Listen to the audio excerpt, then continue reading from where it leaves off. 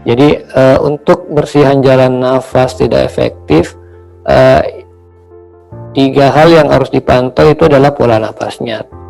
Yang paling utama adalah harus dilihat apakah ada peningkatan frekuensi napas dan ada kedalaman napas, itu dulu. Kemudian kalau untuk sekret, kalau terbiasa melihat produksi sekret itu bisa kita lihat apakah ini dia spesifik ke infeksi virus atau infeksi bakteri.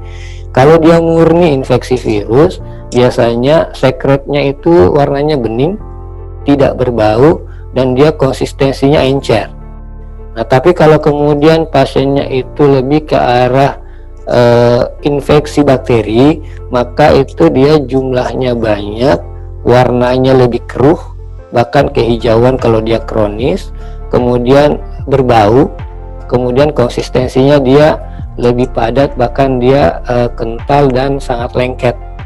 Nah, cuma kemudian pada pasien-pasien yang dia COVID-19 itu kadang kita tidak bisa bedakan apakah ini murni hanya infeksi virus saja, karena kebanyakan pasien-pasien ini dalam kondisi imunokompromis yang sangat memungkinkan terjadinya tidak hanya infeksi virus saja, juga dia mengalami infeksi sekunder yang kemudian dia mengalami juga infeksi bakteri, sehingga dalam satu pasien ini bisa terjadi infeksi bakteri dan juga infeksi virus.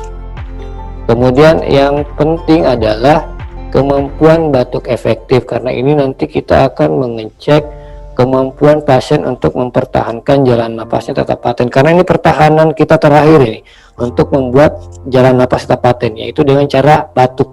Nah, kalau batuk kemudian tidak efektif, maka kemungkinan pasien akan mendapatkan intervensi tambahan untuk bisa mempertahankan jalan napasnya tetap spontan. Kemudian ini diberikan posisi karena ini bisa membantu ekspansi dinding dada. Kemudian kalau pasiennya masih sadar, kita bisa berikan minum hangat. Ini karena dia akan ada efek ekspektorasi, jadi dia bisa membuat sekret-sekret yang awalnya kental dan lengket itu bisa terlepas dari dinding-dinding jalan nafas.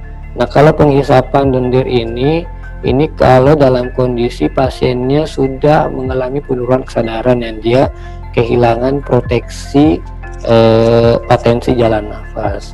Kemudian yang juga perlu diperhatikan adalah karena ada beberapa pasien yang sekretnya menjadi kental karena dia dehidrasi, itu sehingga terjadi peningkatan viskositas sekret pada pasien ini.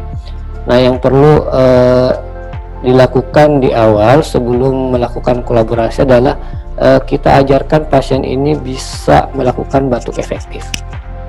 Nah, kemudian jika intervensi-intervensi ini kurang efektif, maka baru kita melakukan kolaborasi bronchodilator dan mukolitik. Cuma ini juga menjadi tantangan karena kalau tindakan-tindakan ini dilakukan, ini harus dilakukan nebulisasi yang dia berpotensi terjadi aerosolize, sehingga ini hanya boleh dilakukan pada ruang-ruang isolasi yang bertekanan negatif dan kondisi saat itu perawat menggunakan APD yang lengkap sesuai SPO.